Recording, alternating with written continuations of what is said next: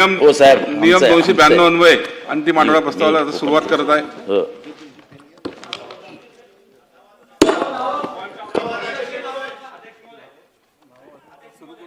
चला सुरू करा. जितेंद्र आव्हाडजी आपण सुरू करा.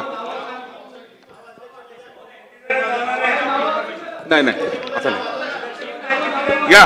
नाही नाव सांगू. नाही वाचता तसे सांगतो वाचता नाही. चला आव्हाडजी बोला. अध्यक्ष महोदय, या अधिवेशनाचा शेवटचा आणि महत्त्वाचा प्रस्ताव मांडण्यासाठी मी या ठिकाणी उभा आहे. आपल्याला, आपल्या महाराष्ट्राला, देशाला विचारांच्या लढाईची अत्युच्च परंपरा आहे.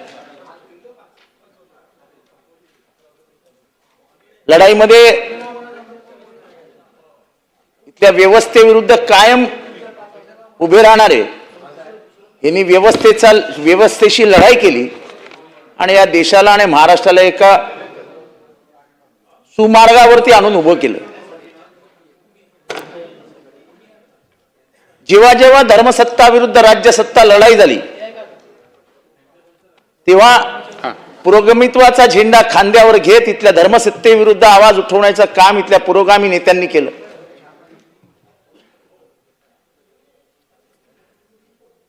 इथे शंभूक असेल, इथले चारवाक असेल, माऊली असतील, संत तुकाराम असतील,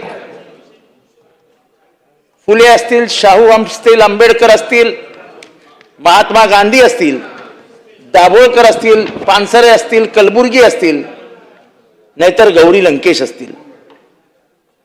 पण या महाराष्ट्रामध्ये काल परवा जे झालं ते अत्यंत दुर्दैवी होतं. भर बाजारामध्ये पुरोगामित्वाचा अनेक वर्ष झेंडा खांद्यावर घेणाऱ्या प्रवीण गायकवाड या कार्यकर्त्यावरती, एका नेत्यावरती भ्याड हल्ला झाला. हे सगळं कट कारस्थान रचल्यासारखं दिसतं. अचानक त्यांच्या गाडीला घेराव घातला गेला, त्यांच्या गाडीमध्ये घुसण्यात आलं, त्यांना गाडीतनं बाहेर खेचण्यात आलं, त्यांच्या गाडीवरती वंगणाचं तेल टाकण्यात आलं, त्यांना धक्काबुक्की केली. किंबहुना या विधानसभेच्या माध्यमातून महाराष्ट्राला स्पष्ट सांगू इच्छितो की त्या खून करण्याची योजना होती. एकही पोलीस नाही. प्रवीण गायकवाड सारखा नेता येतोय आणि त्याच्या बंदोबस्तासाठी अक्कलकोटमध्ये एकही पोलीस नाही. हा स्टेट स्पॉन्सर्ड टेररिझम म्हणतात त्याच्यातला भाग आहे. अध्यक्ष महोदय, कोण आहे दीपक काटे हल्ला करणारा? त्याचं पॉलिटिकल बॅकग्राऊंड काय आहे? काय त्याचं चरित्र, काय त्याचा इतिहास? तर सख्या चुलत भावाच्या खुनाच्या आरोपाखाली जेलमध्ये गेलेला तो तरुण आहे. मार्ग बिघडलेला आहे, पण तो सध्या एका पक्षाचा सदस्य आहे. त्यामुळे मान सन्मान, पोलिसांचं संरक्षण, भीती हे त्याच्या जवळपासही फिरकत नाही. त्याच अध्यक्ष महोदय, त्याला विमानतळावर पकडलं. एक रिव्हॉल्वर, 28 काडतुस सगळं बॅगेमध्ये सापडलं. त्याचं बेल ऍप्लिकेशन कोर्टात गेलं. अध्यक्ष महोदय, कोर्टाने ऑर्डर दिली की ह्या माणसाविरुद्ध एकही क्रिमिनल ऍक्टिव्हिटीचा गुन्हा नसल्या कारणाने ह्याला उगाच जेलमध्ये ठेवल्यासारखं आम्हाला वाटतं, त्यामुळे आम्हाला ह्याला बेल देतो आहोत.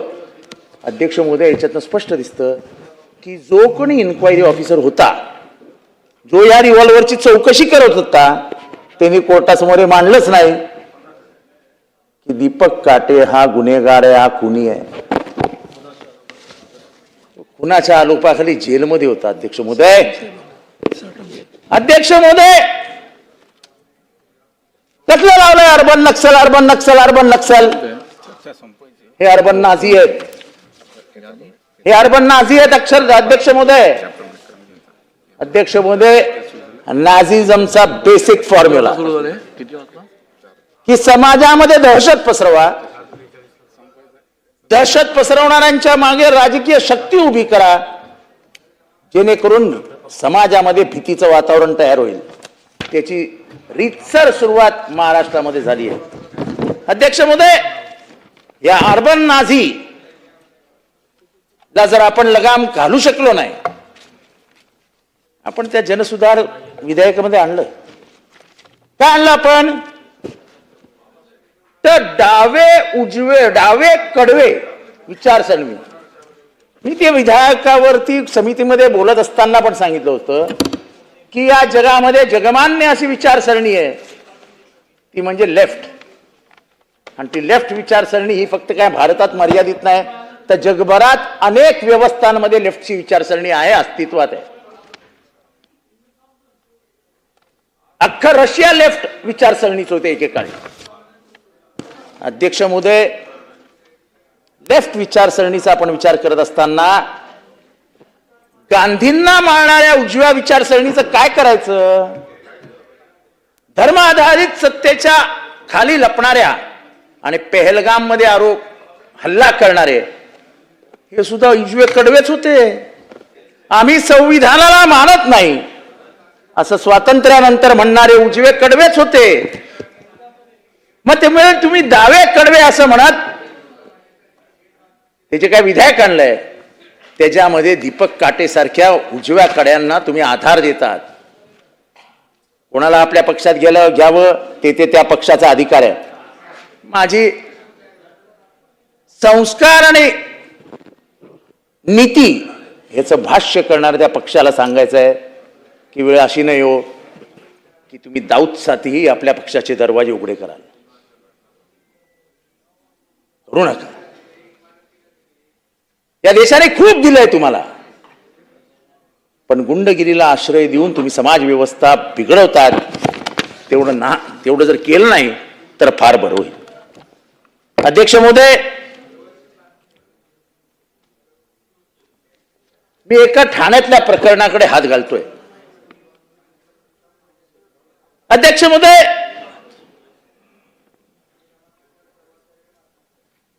केस नंबर 497 ऑफ 2020, जमील शेख हत्या प्रकरण. कोण आहे हा जमील शेख? अध्यक्ष महोदय, हा जमील शेख मनसेचा लीडर होता, आरटीआय ऍक्टिव्हिस्ट होता, तरुण पोरगा होता, लोकांमध्ये घुसून कामं करण्याची याला सवय होती. त्या विभागात चाललेल्या अनधिकृत बांधकामाविरुद्ध आवाज उचलायचा, तिथल्या स्थानिक नगरसेवकांच्या अनधिकृत कामाबद्दल आवाज उचलायचा. 2014 साली त्याच्यावरती जीवघेणा हल्ला झाला. त्याच्या घराखाली त्याच्या डोळ्यात मिरची टाकण्यात आली आणि मिरची टाकल्यानंतर त्याचे दोन्ही पाय लंगडे करण्यात आले. त्या नवयुवकाने पोलिसांना 164 ची जबानी दिली आणि त्याच्यात त्यांनी एका इसमाचं नाव दिलं. सगळं झालं, पण त्या इसमाला पोलिसांनी चौकशीसाठी सुद्धा बोलवलं नाही. कालांतराने 2020 मध्ये जी मी खटला वाचून दाखवला, त्याच जमील शेखची भर बाजारामध्ये दुपारी हत्या करण्यात. मी तो हत्येचा व्हिडिओ कधी आपण भेटलात तर मला दाखवीन. साहेब, ज्यांनी गोळी मारली ना, सिंगल शॉट गोळी मारली. म्हणजे अशी एक मोटरसायकल चालली आहे, मागणं एक मोटरसायकल येते, जमील बसलाय, खाटकन त्याच्या हातात अशी रिव्हॉल्वर दिसते, काट मारतो, इथे लागते, जमील पडतो. बाजारातल्या लोकांना पडल्यानंतरही कळलं नाही की जमीलला गोळी लागलेली आहे. किंबहुना जेव्हा पहिल्यांदा माझ्याकडे व्हिडिओ आला तेव्हा जमीलच्या मित्रांना मी फोन केला, अरे उसको कुछ लगा क्या रे? तेव्हा मित्रांनी मला रडत रडत सांगितलं, साहब लगा नहीं, गोली गई है सर में. गोळी मारून आरोपी फरार झाले. अध्यक्ष महोदय, याच्यात काही अधिकाऱ्यांचं कौतुक करावं लागेल की त्यांनी या प्रकरणाचा व्यवस्थित छडा लावला आणि थोड्याच दिवसात एक सोनू नावाचा पोरगा ज्यांनी गोळी मारली होती, इरफान सोनू शेख, याला अटक केली. 23/11/2020 लाही अटक झाली. ही अटक झाल्या झाल्या एसटीएफनी जी पहिली जबानी घेतली, पहिली त्याच्याकडनं माहिती घेतली. या इरफानने एसटीएफ यूपीला सांगितलं की हा खून करायला मला ओसामा आणि ज्याने आधीनं जी ह्याच्यावर हल्ला केला होता जमीलवा, त्या इस्माचंच नाव घेतलं आणि सांगितलं ह्या आकानी आम्हाला खून करायला सांगितलंय. हे आका प्रकरण संपत नाही बरं का 10 साल आहे. हे आका प्रकरण चालू आहे. मी अजून येणार आहे आकांवरती. हा झाला पहिला पुरावा. इरफानला आणण्यात आलं. आता एसटीएफ तर काय मॅनेज होत नाही. एसटीएफनी प्रेस रिलीज काढून टाकली. इरफानने आल्यावरती 164 खाली जबानी दिली कोर्टासमोर जाऊन की हे काम आम्हाला त्याच आकानी करायला लावलंय. त्या आकाचं नाव घेऊन जबानी झाली. 164 निवेदन झालं. कोर्टासमोर सांगण्यात आलं. अध्यक्ष महोदय, त्याच्यानंतर ही सुपारी अजून दोघांना देण्यात आली होती. त्यांचं नाव बैद्यनाथ आणि देवीलाल. त्या दोघांनी सांगितलं, साहेब आधी या, ही गोळी मारण्याच्या आधी, की आम्हाला ही ओसामानी सुपारी दिली होती. आम्ही जमीलच्या घराची रेकी केली होती, पण त्याच्या घरासमोर सीसीटीव्ही कॅमेरे असल्यामुळे आम्ही 3 दिवस एरियात राहिलो, पण आमची गोळी मारण्याची हिंमत झाली नाही. पुढे जाऊन ते सांगतात की हा काम आम्हाला त्याच आकानी करायला लावलं होतं, पण त्यांनी सुपारी वाजवली नाही. कॅमेरे होते मग निघून गेले. सुपारी फिरली. ओसामानी ती सुपारी इरफान नावाच्या शार्प शूटरला दिली आणि इरफानने येऊन गेम वाजवला. त्याच्यानंतर पैशावरनं अडचणी निर्माण झाल्या. ओसामाला कबूल केलेले पैसे मिळाले नाही. ओसामाला पळवून बँकॉकला पाठवणार होते. ओसामाला बंगला बांधून देणार होते. ते काहीच न झाल्यामुळे ओसामाने व्हिडिओ पाठवला आणि ओसामाने त्यात सांगितलं की आका आणि आकाचा छोटा आका या दोघांनी आम्हाला एक काम दिलं होतं आणि मी काम केलं आणि माझ्याशी खोटं बोलले. मला शब्द दिला होता बँकॉकला पाठवण्याचा, मला शब्द दिला होता घर बांधून देण्याचा, तो कुठलाही पूर्ण केलेला नाही. उद्या जर माझा एन्काउंटर झाला, उद्या जर माझा येता जाता कुठे माझा मृत्यू झाला, ते ह्याला जबाबदार हा आका आणि छोटा आका आहे. सुधीर चव्हाण नावाचा एक प्रत्यक्ष साक्षीदार, त्यांनीही 164चं स्टेटमेंट दिलं. त्यांनीही सांगितलं आकाचं नाव घेतलं, आकाच्या भावाचं नाव घेतलं. 16 पैकी 6 जणांनी 164चं स्टेटमेंट दिलं, आकाचं नाव दिलं, आकाच्या भावाचं नाव दिलं. एवढंच नाही अध्यक्ष महोदय, मृत्यू झाल्यानंतर, त्याची हत्या झाल्यानंतर जमीलची बायको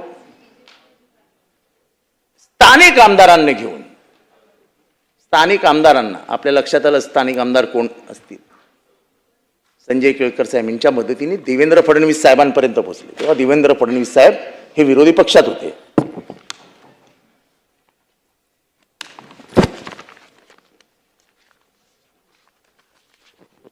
हे देवेंद्र फडणवीस साहेबांचं पत्र, जे त्यांनी तत्कालीन मुख्यमंत्री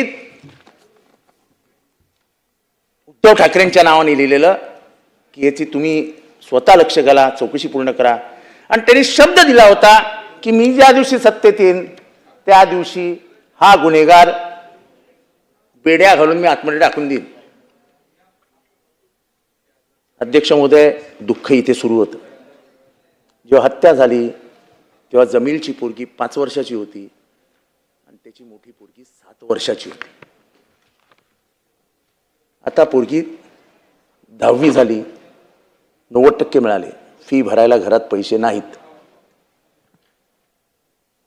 जमीलची दुसरी लहान पोरगी आता 9वीत आली, ट्युशनला पैसे नाहीत. घर कसं चालतं मला काही सांगायचं नाही, पण मला कौतुक या बाईचं आहे, या स्त्रीचं आहे, या भगिनीचं आहे, कुलसुमाचं, की तिने कधीच कोणासमोर हात पसरला नाही, कुठल्याही राजकीय नेत्यासमोर गेली नाही की मला पैसे द्या. 5 वर्ष सातत्याने कोर्टाची लढाई लढली आणि 5 वर्षानंतर हे सगळे पुरावे स्वतःच्या हातात घेतले आणि त्या दोघी पोरींनी रडत रडत देवेंद्र फडणवीस साहेबांच्या नावाने व्हिडिओ काढला की साहेब बाप म्हणून आम्हाला न्याय द्या. त्यास साहेब तुम्हाला आनंद होईल. त्या दोघींनी कोणाचं नाव घेतलं माहिती आहे? मी तुम्हाला व्हिडिओ दाखवतो. ही प्रेरणा आम्हाला वैभवी देशमुखकडनं मिळाली आहे. ही प्रेरणा आम्हाला कोणाकडनं मिळाली आहे? वैभवी देशमुख व्हिडिओमध्ये म्हणतात या 2 पोरी कि हमारे बाप की जिसने जान ली है वो हमारे सामने घूमता है. हमारे आंख के आंसू, मेरे माँ के आंख के आंसू देख के हमको बहुत बुरा लगता है. पिछले 5 साल हमने हमारे माँ को सिर्फ रोते हुए देखा है. हमने हमारे घर में हंसी देखी ही नहीं है. हमारे बाप की क्या गलती थी? सगळे पुरावे असताना साहेब,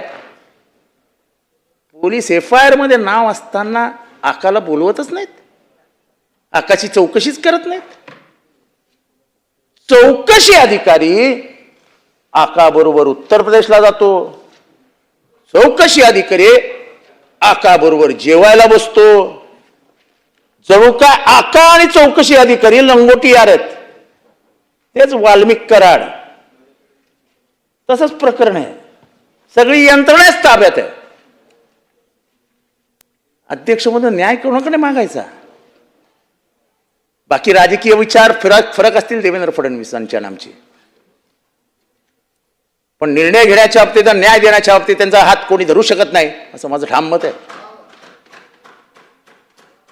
अध्यक्ष महोदय, आपल्या अध्यक्ष महोदय, मी तेव्हाही वैभवीच्या वेळेस पण बोललो होतो की अध्यक्ष साहेब, मुख्यमंत्री महोदय, तुमच्यातला बाप जागा करा. तुम्हाला मुलगी आहे.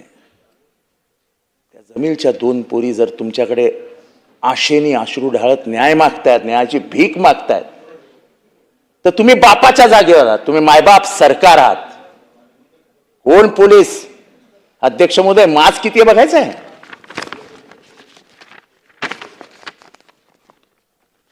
तो चांगला अधिकारी चौकशी करत होता. तसा चांगला अधिकारी चौकशी करत होता. त्याचं नाव नितीन ठाकरे. तो असा घरापर्यंत पोहोचला अटक करायला, आणि त्याला फोन सुरू झाले. मला आता त्या राजकारणात शिरायचं नाही, फोन कोणाचे होते, कोणी केले, काय केले, पण अध्यक्ष महोदय, त्याच्या घराखालनं, म्हणजे त्या आकाच्या घराखालनं त्याला गाडी परत फिरवायला लावली. आकाच्या घराखालनं त्याला गाडी परत फिरायला लावली आणि त्याची पुढच्या 24 तासामध्ये बदली करण्यात आली. हा बदलीचा पेपर.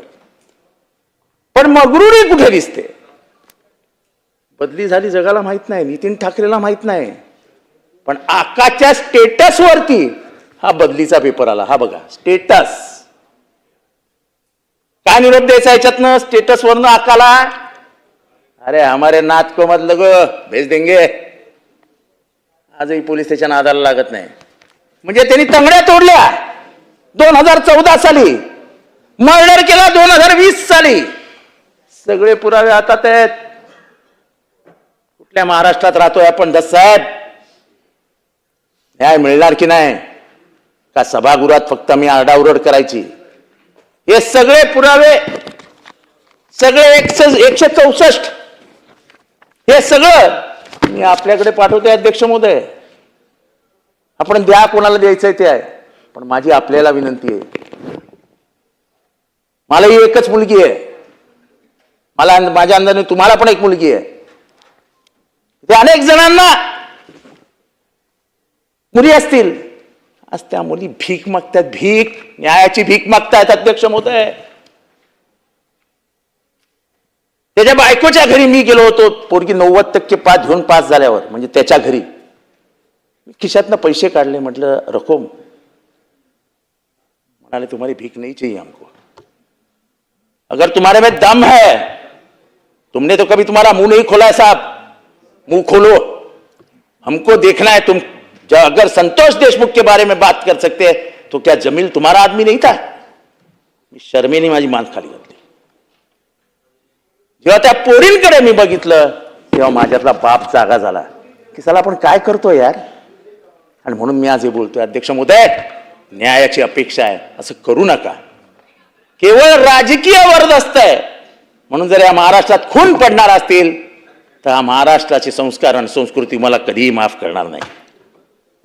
अध्यक्ष महोदय, काय चालू आहे? जमीलची बायको फिरते न्याय मागत, महादेव मुंडेची बायको फिरते. हो आता महादेव मुंडे, काय त्याचा गुन्हा? महादेव मुंडे हा छोटा माणूस परळी शहरामध्ये जमिनीचा व्यवसाय करायचा. छोटी जमीन घ्यायची, थोडे दिवस ठेवायची, चांगला भाव आला की विकून टाकायची. छोटा माणूस विचार. त्याने एक जमीन घेतली. ती जमीन घेतली त्यांनी काय रकमेला घेतली असेल, पण त्याला भाव मिळाला 1,500 रुपये आणि 12 गुंठ्याची जमीन होती. 12 गुंठे फार मोठी नाही, 12 गुंठे. त्याला फोन आला एक दिवशी, जमीन सोड. तो म्हणाला 1,100 रुपये द्या, सोडतो. बरोबर आहे ना दस साहेब, काय चुकीचं नाही ना माझं? ती जमीन त्याला सांगितलं, ए शाण्या, 800 रुपयात पाहिजे. किती रुपयात?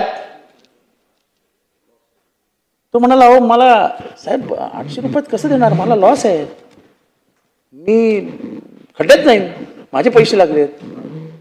पाहिजे. तो पण नडला. साहेब 8 दिवसानंतर खेळ खतम. तहसीलदार कार्यालयाच्या बाजूला महादेव मुंडेची बॉडी सापडली. आता याचा टर्न कुठे आहे? हे सगळं चालू असताना आका, बीड मधला आका आणि बाळा बांगर, हे नाव देतो ऑन रेकॉर्ड, हे दोघं गाडीतनं जात होते आणि आकाला फोन आला. आकानी म्हणजे त्या बाळा बांगरनी ओळखलं ही चर्चा महादेव मुंडे बद्दल चालू आहे. आका म्हणाला फोनवरती, अरे बेटा काळजी करू नको, 2 दिवसात करतो, 2 दिवसात करतो. आणि 2 दिवसात केलं. महादेव मुंडे गायब. ह्याची चर्चा बाळा बांगरनी 2-3 ठिकाणी केली. बाळा बांगरला एसपीनी बोलून घेतलं, ठाकूरनी. अरे बाळा येडा का खुळा तू, म्हणाले तुझं काम व्हायचं याच्यात, ते फोनवर जे तू ऐकलं ते ऐकलंच नाही असं सांग. 2 दिवसांनी बाळाला कोणी बोलून घेतलं? आकानी. आणि आकानी एका पिशवीमध्ये एक मासाचा तुकडा आणि रक्त, साकळलेलं रक्त दाखवलं. म्हणाले महादेव मुंडेची विकेट काढली. अध्यक्ष महोदय, हे सगळं बाळाने जाऊन तेव्हा एसपी ठाकूरला सांगितलं, साहेब असं असं झालंय. हे सगळं घडताना त्या बाळावरती 7 केसेस पडल्या आणि बाळा पळाला. हे मी का सांगतोय अध्यक्ष महोदय? काल आसावरीनी, म्हणजे तिची पत्नी, त्याची पत्नी महादेवची ज्ञानेश्वरी, हिने विषप्राशन केलं. म्हणजे तुम्ही लाडक्या बहिणींना 1500 रुपये देता की त्यांच्या कुंकवाची किंमत देताय का तुम्ही त्यांना? उपकार केल्यासारखे. त्या कुंकवासाठी रडतात तुमच्याकडे, भीक मागतायत, बांगड्या फुटल्यात, पण तुम्ही त्यांना न्याय देऊ शकत नाही. कारण का? तुम्हाला प्रत्येक जिल्ह्यातला आका प्रोटेक्ट करायचा. आका का तुमचे आर्थिक हितसंबंध त्या आकाशी जोडलेले आहेत. अध्यक्ष महोदय, हा आका एवढा बाप आहे? आसावरींनी काल नाव घेतलंय, त्या ज्ञानेश्वरींनी काल नाव घेतलंय, का अजून पोलीस कारवाई करत नाहीत? महादेव मुंडेला न्याय कधी मिळणार? त्याच्या घरी तीच परिस्थिती आहे. आम्ही त्याच्या घरी गेलो होतो. ती बिचारी बाई, मला माहित नाही भगिनी आमची, अध्यक्ष महोदय मी तुम्हाला सांगतो, अशी झाली हो बिचारी, अशी हाडाची काढा झाली आहेत विचार करून करून, रडून. तिचा भाऊ मला खाली येऊन सांगत होता, साहेब काहीतरी करावं, तिला खायला लाव. साहेब ती जेवतच नाही. म्हणजे आता झाले 2 वर्ष, पण 2 वर्षानुसार सुद्धा ती न्यायासाठी लढत असेल, ती कुलसुमा न्यायासाठी लढत असेल, तर ह्या खऱ्या जिजाऊच्या लेकी आहेत, ज्या व्यवस्थेविरुद्ध उभा राहत आहेत, व्यवस्थेला आव्हान देत आहेत आणि तुम्हा सगळ्यांसमोर प्रश्न विचारतायत की माझ्या कुंकवाला तुम्ही न्याय देणार की नाही. माझ्या फुटलेल्या बांगड्या ह्या तुम्हाला दिसत नाही का? माझा सरकारला प्रश्न आहे. ज्ञानेश्वरीला न्याय कधी देणार ते एकदा सभागृहात सांगा. अशा कितीतरी ज्ञानेश्वरी बीडमध्ये फिरतात, किती मला माहित नाही, आमचे दस साहेब सांगतील. सगळ्या समाजातले अनेक तरुण, अनेक लोक कुठल्या थर्माल काय ते फर्नेस फेमस आहे ना बीडमधलं, कुठल्या फर्नेस मधनं गायब झाले हेच कळलं नाही. 150च्या वरती लोकांचा हातापत्ताच नाही आहेत. म्हणजे तिथे तर काही वेगळंच राज्य आहे. अध्यक्ष महोदय, मी विषय फरफटत नेत नाही. ही ज्ञानेश्वरी जी आहे तिला न्याय देण्याचा प्रयत्न या सरकारने करावा. अध्यक्ष महोदय, मस्साजोगला संतोष देशमुखची हत्या झाली. सरकारने चांगलं केलं आणि माझं मत आहे की अनेक राजकीय शक्ती काम करत असताना देखील सरकारची भूमिका बरी राहिली आणि त्याच्यामुळेच बीडमधला सर्वात मोठा आका हा आजही जेलमध्ये आहे. पण अध्यक्ष महोदय, संशयाची सुई फिरते माझ्या माहितीनुसार, आणि जे मला त्यांच्या कुटुंबियांकडनं समजलं, आकाचा मकोका काढण्याचा प्रयत्न होत होता. या अत्यंत जबाबदारीने मी या विधानसभेत स्टेटमेंट करतोय. आकाचा मकोका काढण्याचा प्रयत्न होत होताच कदम साहेब, आकाचा मकोका काढण्याचा प्रयत्न होत होता. काय चालवलंय काय? अशी निर्घुण हत्या महाराष्ट्राच्या राजकीय इतिहासात झाली नव्हती. ती झाली. आपण अटकही कधी केलीत? जेव्हा फोटो व्हायरल झाले तेव्हा आम्ही बघितलंय. आका गाडीतनं उतरला, आका येणार, हे जणू काय ट्रम्प भारतात येणार असं जाहीर केलं. आका येणार, आका येणार, आका येणार. आका कुठनं येणार, कसा येणार काय माहित नाही. तो हवाई दल म्हणजे हवेत येणार कसं काय नाही. एक गाडी आली, त्या गाडीला पोलीस बंदोबस्त ना, त्या गाडीवरती काय, आणि त्याच्या मागणं 400-500 गाड्या. अरे गुन्हेगार आहे ना तो, आरोपी आहे ना तो. तुम्हाला माहित नाही तो कुठनं येणार होता? त्याला रस्त्यात का नाही पकडलं? जसं नाशिकचं प्रकरण ना, ते हनी ट्रॅप आणि व्हिडिओ, असे अनेक व्हिडिओ आकाकडे आहेत आणि अनेक जणांचे आहेत. मी अजूनही ते चित्र विकू शकत नाही. म्हणजे ते जे ठेवतं, आका गाडीतनं उतरतो, आका उतरतो आणि एकटा असा पोलीस स्टेशनमध्ये चालत जातो. अरे काय, कोण आहे तो? पण दिसला महाराष्ट्राला. हतबल झालेले पोलीस व्यवस्था ही तेव्हा महाराष्ट्राला केली की महाराष्ट्रामध्ये पोलिसांची हतबलता किती आहे. अध्यक्ष महोदय, हे प्रकरण गंभीर आहे. अध्यक्ष महोदय, आपल्याला आठवत असेल, सोमनाथ सूर्यवंशीची केस मी इथे लावून धरली होती. मी सांगत होतो की सोमनाथ सूर्यवंशीची हत्या झाली. त्याचा पोस्टमार्टम रिपोर्ट हा बरंच काही सांगून जातो, कारण का पोस्टमार्टम रिपोर्टमध्ये दिलं होतं की death due to fatal injuries, shock.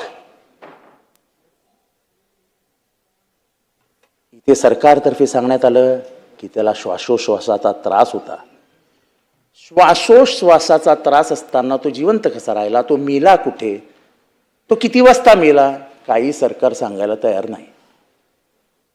आणि आम्ही इथे एखादा आमदार जेव्हा बोलतो तो सत्य बोलतो असं मानलं जातं. हा कायदा आहे, प्रथा आणि परंपरेमध्ये हा कायदा आहे. नाही, सरकार काहीतरी लपवत होतं. कारण का सोमनाथ सूर्यवंशी ज्या जातीचा आहे त्या जातीला आपण मानतच नाही. जात व्यवस्थेमध्ये अतिशय छोटी जात. समाजही बरोबर नाही, समाजाची मतही नाहीत की सरकारने त्याचा विचार करावा. अरे हटाव. कोणातरी वाचवण्याच्या नादामध्ये सोमनाथ ऋषीला ढकलून दिला, गेला तर मेला, जाऊ दे.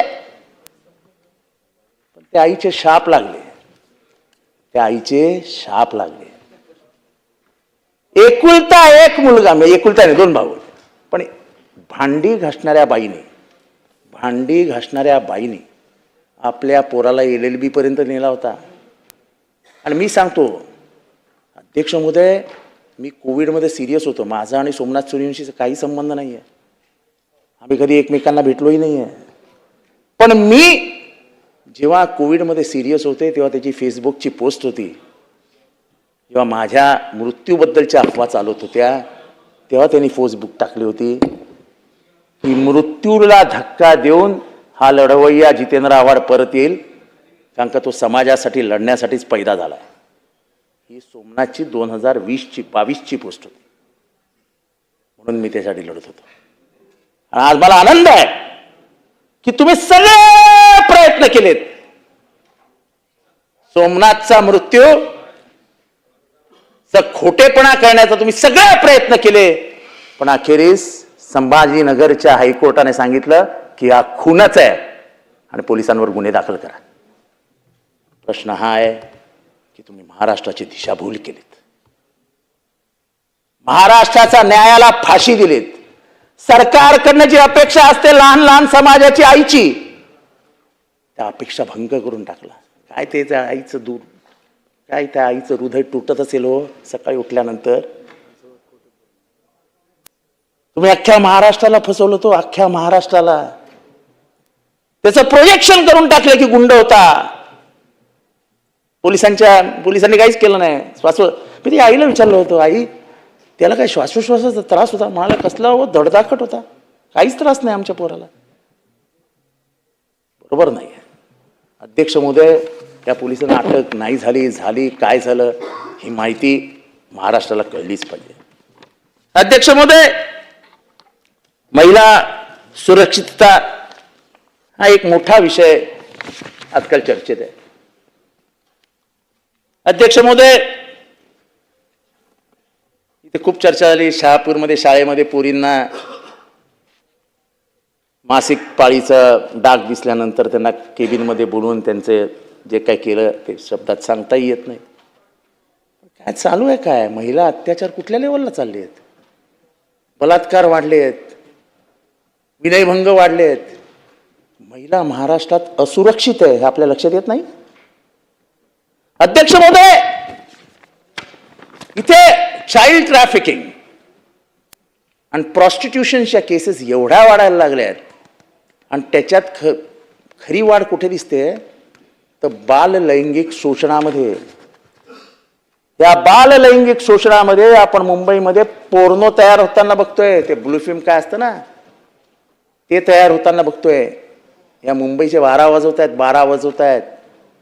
ड्रग्स वाढीला लागलेत. जणू काय पोलिसांचा कंट्रोलच सुटलाय असं झालंय. काय चालू आहे? अध्यक्ष महोदय, ठाण्यामध्ये काही संबंध नाही, जोगेश्वरीला माल पकडला जातो. काय MD का कोकेन कोणातरी पकडला जातो. रॅकेट किती मोठ्याकडे बघा. त्याला मुंबई पोलिसांनी ताब्यात घेऊ नये म्हणून ठाणा पोलीस जोगेश्वरीला पोचतात आणि 65 ग्रॅम MD, म्हणजे ती कमर्शियल काय असते मला एवढं काय माहित नाही, पण त्याला ठाण्यात घेऊन येतात.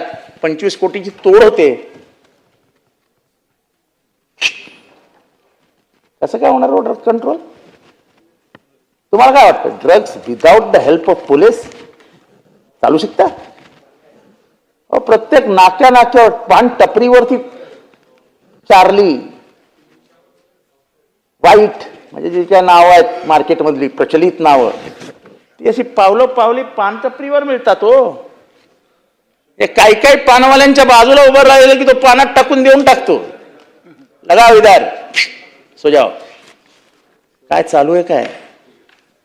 अध्यक्ष महोदय, महिलांचे अत्याचार, ड्रग्स, मर्डर, रिव्हॉल्वर्स हे तर असे मुक्त, म्हणजे काय त्या नागपूरच्या हत्या बघा कशा आहेत. म्हणजे आपल्यालाच भीती वाटते, साला रस्त्यावर येतो खाटखोट मेला चालला. अरे काय भीती नावाची काही गोष्टच उडली ना. अध्यक्ष महोदय, आपण अनेक मोर्चांना जातो ना याच्यात, आझाद मैदानावर सगळ्या मोर्चांना जातो. मी जातो, जयंत पाटील साहेब जातात, विजय वडेट्टीवार जातात, आमचे नाना पटोले जातात, रोहित पवार जातात, उद्धव ठाकरे पण जातात, आमचे सुनील प्रभू जातात, सगळे सगळे सगळे आम्ही जातो. अध्यक्ष महोदय, मी एक प्रकरण समोर आणतोय. काय चालू आहे काय महाराष्ट्रात. मला एक 80 वर्षाची म्हातारी भेटली बिचारी, अशी टिपिकल म्हातारी, सुरकुतलीला चेहरा, पुतण्याच्या हातात हात दिलाय. मला तिला बघून असं वाईट वाटलं. असं नाही म्हटलं, हिच्या पायात चपला नाही आहेत, लुगडं फाटलंय, काय करते इथे. मी स्वतःहून कुतूहलाने तिच्या जवळ गेलो. आजी काय हो तुमचं काम इथे, कशाला आलात. मला म्हणाली, बेटा मी भीक मागायला अरे माझी जमीन. तुमची जमीन कोणी घेतली. आणि मग जी कहाणी सांगितली योगेश कदम, तुम्हाला पण वाईट वाटेल. त्या बाईची 17 एकर जमीन होती, 17 एकर. तिचा पती, ज्याला आपण गावरान भाषेमध्ये दादला म्हणतो, तिचा दादला 10 वर्षापूर्वी वारला होता. पण तिच्या जमिनीवर गिधाडांची नजर पडेल याची पुसटची कल्पनाही नव्हती तिला. एक दिवशी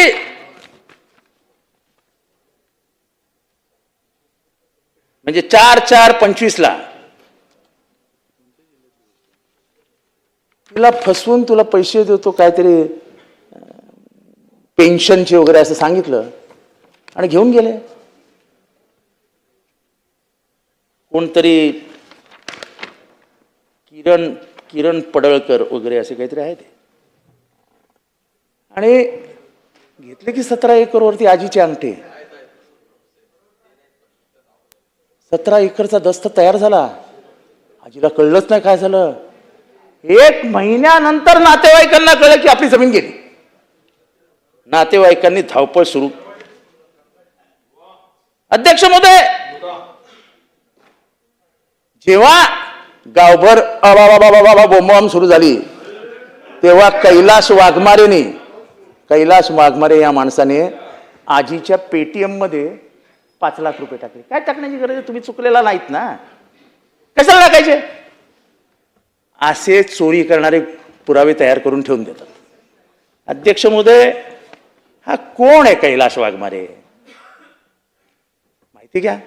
योगेश कदम, तुम्ही म्हणजे तुम्ही इथे गृह खात्यातर्फे बसलेले आहात, घेऊन घ्या कैलास वाघमारे. लगेच फोन करा सांगलीच्या एसपीला. आणि कोण आहे हा कैलास वाघमारे, हा कुठे काम करतो याची माहिती घ्या. फार काय लांब नाही, लगेच सगळं उघड होईल. पण अध्यक्ष महोदय, एका गरीब अशिक्षित वृद्ध आजीला फसवण्याचं पाप सत्ताधारी पक्षाशी संबंधित असल्याने माणसं करणार असतील आणि जर त्याला न्याय आपण देऊ शकत नसाल सभागृहात, तर महाराष्ट्र तुम्हाला माफ करणार नाही. 80 वर्षाच्या त्या आजीची तुम्हाला छाप लागते. कसली हो लाडकी बहीण, ही लाडकी आजी आहे ना तुमची आजी. आजीची 17 एकर जमीन खाल्ली आहे ना. त्या आजीच्या अंत्ययात्रेला पैसे नाहीत ना घराकडे. त्या आजीचा मृत्यू झाला तर तिथे लाकडं आणायला पैसे नाहीत ना. कोण देणार ती झालंय, कोण आहे ते आराम कोण. उत्तर आहे सरकारकडे. हे सरकारकडे मी उत्तर मागतोय. जे सत्य आहे ते येऊन समोर आम्हाला सांगा. मी फोटो आहेत माझ्याकडे, कैलास वाघमारेचे सगळे फोटो आहेत, मी उघड करत नाही. तुमच्याकडे असं फोल्ड करून पाठवतो, जरा घेऊन जा आणि साहेबांना द्या डायरेक्ट अध्यक्षांकडनं. आम्ही याची बोलतो ना, सोमनाथ सूर्यवंशी, राबोडीतला आका, बीडमधला आका, आम्ही हवेतनं नाही आणत. आम्ही माहिती गोळा करतो. आम्ही शेवटच्या माणसापर्यंत जातो, माहिती घेतो आणि मग इथे हक्काने बोलतो. मी चॅलेंज देतो सरकारला, चॅलेंज, ओपन चॅलेंज, की मी जे आता आरोप केलाय त्याच्यातला 1% खोटा आहे तर दाखवा. मी उद्या आजीला घेऊन येतो. मी उद्या जमीलच्या 2 पोरींना घेऊन येतो, मी उद्या ज्ञानेश्वरी मुंडेला घेऊन येतो आणि तुमच्या लाडक्या बहिणी तुमच्या समोर ठेवतो आणि मग तुम्ही सांगा की यांच्या डोळ्यातले अश्रू पुसण्याची ताकद तुमच्यात आहे का? यांचं कुंकू पळत देण्याची ताकद तुमच्यात आहेत का? यांच्या फुटलेल्या बांगड्यांना न्याय देण्याचा तुमच्यात ताकद आहे का?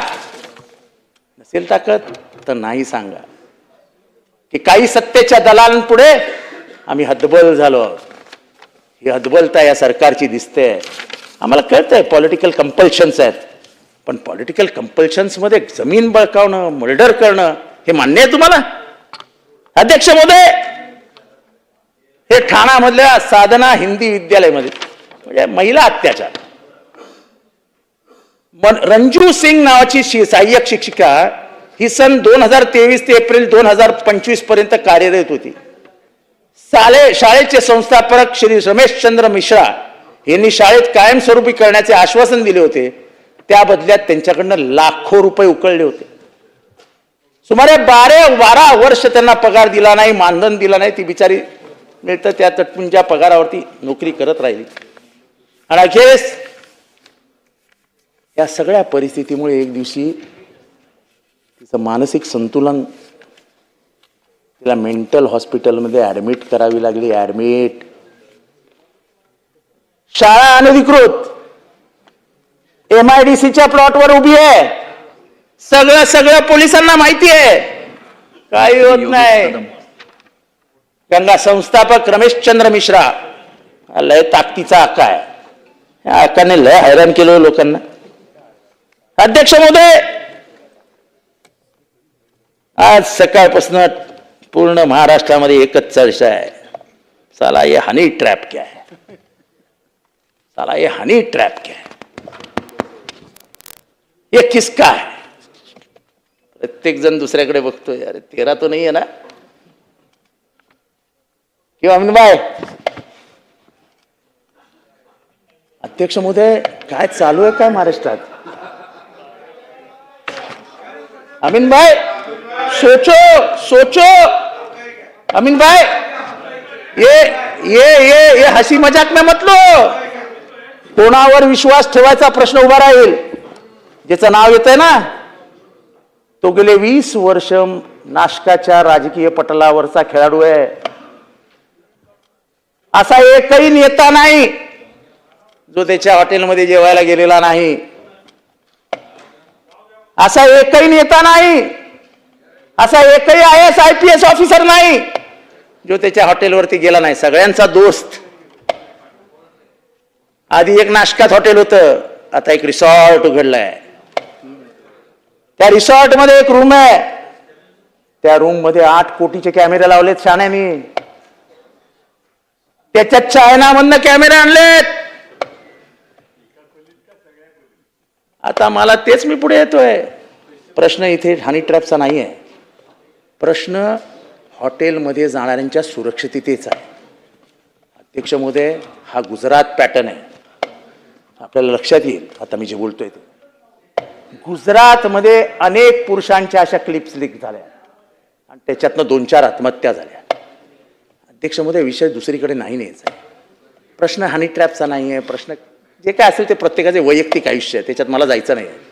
पण अध्यक्ष महोदय, लपवून खोल्यांमध्ये बाथरूममध्ये कॅमेरे लावणे कुठल्या कायद्याला मान्य आहेत? ह्याच्यातनं घरसंसार उद्ध्वस्त होणार आहेत. योगेश कदम, ह्याच्यातनं घरसंसार उद्ध्वस्त होणार आहेत. एका रेव्हेन्यू ऑफिसरला आधी 3 कोटी मागितले गेले अशी माझी माहिती आहे आणि नंतर त्याला परत फोन गेला 3 कोटी दिल्यानंतर की 10 कोटी हवेत. आणि असं म्हणतात, मला माहित नाही, माझी काय हे नाही, पण हे 100% माहिती आहे की त्या हॉटेलमध्ये हे झालं. ज्या माणसाचं याच्यात मालक म्हणून नाव येतं त्याचं नाव मला घ्यायचं नाही आहे, पण असं एकही राजकीय पुढारी नाही आहे जो नाशिकला गेला आणि तू त्याला ओळखत नाही. 20 नाही, तू गेलाच नाहीस, बिचारा आहेस तू नाशिकला जात नाहीस. प्रत्येक जण आता मी पण नाही ओळखत, पण मी त्याला अगदी व्यवस्थित ओळखतो. मी त्याला एकदम व्यवस्थित ओळखतो आणि पहिल्यापासून तो ही चमचेगिरी करत फिरायचा. प्रश्न त्याचा नाही अध्यक्ष महोदय, पण पोलिसांनी हे कुठेतरी बंधन केलं पाहिजे. जाऊ द्या, नाव घेतल्यानंतर आणि मी नाव घेतलं तर डिपार्टमेंटमध्ये सगळीकडे जसं ठाप अर्थक्वेक येईल. जाऊ द्या, सोडून द्या ना. प्रश्न आम्हाला एवढाच विचारायचा आहे आणि सरकारला आम्हाला एवढंच सांगायचं आहे, हे बंद करा. हा जो कोण हलकट आहे ना, जो हे धंदे करतोय, मैत्रीचं नातं दाखवतो, हॉटेलमध्ये बोलवतो, 5 स्टार सगळ्या सोयी करून देतो, स्पा मसाज वगैरे सगळं सगळं करून देतो आणि नंतर 1 वर्षाने दाखवतो, हे घ्या अध्यक्ष. नाही, त्यांना जाऊन योगेश कदमना जाऊन भेटून सांगणार आहे कोण आहे तो. त्यांना पण माहिती आहे, त्यांनी सगळे उत्तर दिलं ना, चौकशी करतो, कॉम्प्रोमाइज झालंय. ते कॉम्प्रोमाइज कोणामध्ये झालं? कॉम्प्रोमाइज कसलं कॉम्प्रोमाइज आहे? योगेश कदम कसलं कॉम्प्रोमाइज झालं? किती वर झालं? कितना रोकड़ा लिया, कितना रोकड़ा दिया, किसको दिया? ये माल का कमाल है, ये माल का कमाल है. इसमें सिर्फ झोल है, झोल. झोल को मत बचाओ, झोल को मत बचाओ. जे काय झालं असेल ते राहू द्या. अध्यक्ष महोदय, जे काय घडते ते अतिशय डेंजरस आहे.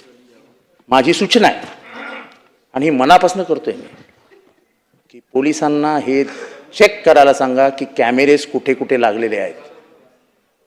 अनेक हॉटेलमध्ये अशा अनेक फिल्म्स काढल्या जातात. असं आहे की यंगस्टर्स असतात, मला ते बोलायचं नाही, परत त्याच्यावरून एक नवीन कॉन्ट्रोवर्सी तयार होईल. पण आपल्याला नवतरुणांचे, हॉटेलमध्ये जाणाऱ्या सगळ्यांचे आयुष्य सुरक्षित ठेवावे लागतील, ही आपली जबाबदारी आहे.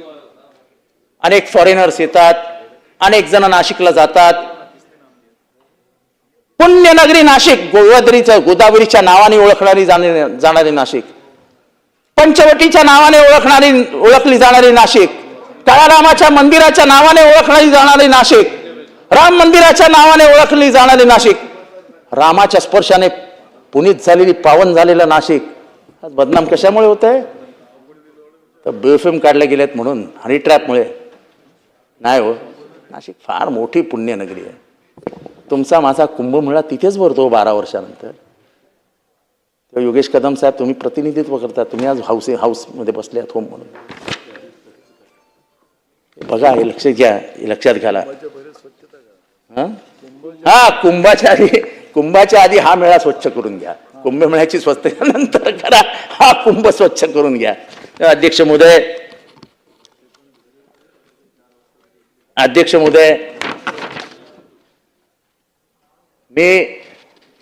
मी अंतिम आठवडा प्रस्तावात मागच्या वेळेस रतनशी पेमजी ट्रस्ट बद्दल बोललो होतो. परत एकदा आठवण करून देतो. माननीय मुख्यमंत्र्यांनी कबूल केलं होतं, घोटाळा झाला, 2,500 कोटी रुपयाचा घोटाळा झाला, हे माननीय मुख्यमंत्र्यांनी कबूल केलं होतं. पॉलिटिकल कंपल्शन्स, कोएलिशन कंपल्शन्स, ह्याच्यामुळे ही चौकशी पुढे गेलीच नाहीये.